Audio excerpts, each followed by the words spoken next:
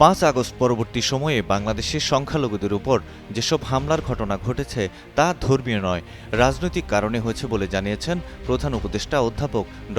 মোহাম্মদ ইউনূস। বাংলাদেশে সফররত মার্কিন সিনেটর গ্যারি পিটার্সকে তিনি একথা জানান। মঙ্গলবার রাষ্ট্রীয় অতিথি ভবন যমুনায় তার সাথে সাক্ষাৎ করেন পিটার্স।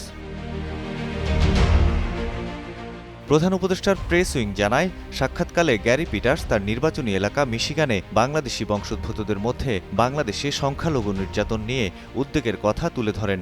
এ প্রসঙ্গে আলাপকালে প্রধান উপদেষ্টা বাংলাদেশে সংখ্যালঘু নির্যাতনের অনেক ভুল তথ্য ছড়ানো এবং এসব ঘটনার পেছনের কারণ যে ধর্মীয় নয় সে কথা তুলে ধরেন। কিভাবে যুক্তরাষ্ট্র ও বাংলাদেশের সম্পর্ক আরও গভীর করে তোলা যায় সে বিষয়েও আলোচনা করেন সিনেটর গ্যারি পিটার্স ও অধ্যাপক ড.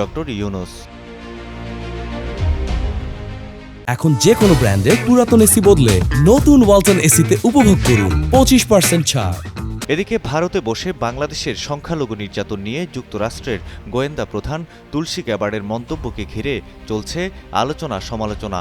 কোনো নির্দিষ্ট তথ্য প্রমাণ ছাড়াই এই ধরনের বিভ্রান্তিকর অভিযোগ অন্যায় ও অতিরঞ্জিতভাবে উপস্থাপন করায় অন্তর্বর্তীকালীন সরকারের পক্ষ থেকে জানানো হয়েছে তীব্র প্রতিক্রিয়া।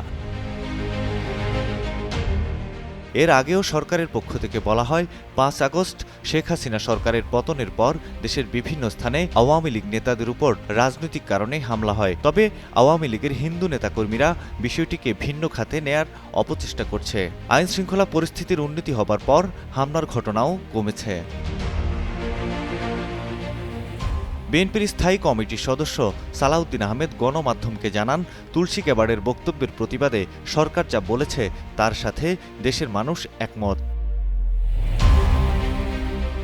এ বিষয়ে বাংলাদেশ জামায়াতে ইসলামীর সেক্রেটারি জেনারেল মিয়া গোলাম পরোয়ার জানান, মার্কিন যুক্তরাষ্ট্রের গোয়েন্দা প্রধানের বক্তব্য অসত্য। সৈয়দ মাহমুদ, কালের কণ্ঠ।